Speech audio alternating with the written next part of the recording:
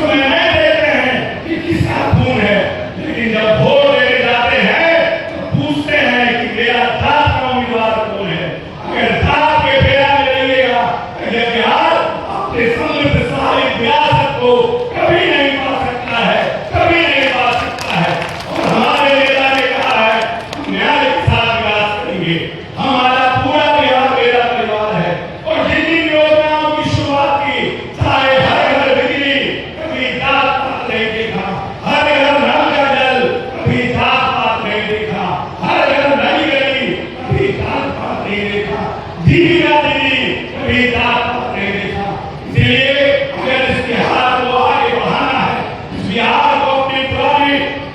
Level पर पहुंचाना है, तो हम सबको मिलकर इसके लिए काम करना होगा। और आने वाले चुनाव में अपने एनडीए के जो भी उम्मीदवार हो, हमारे भाई विवेक ठाकुर जी ने कहा है कि 5 सीट पर हमारा एनडीए का परचम लहराना चाहिए, क्योंकि ये 20 वर्षों में माननीय नेता ने मूलभूत संरचना को बनाने का काम किया है। अब बिहार तेज गति से आगे बढ़ने वाला राज्य बना है और हमें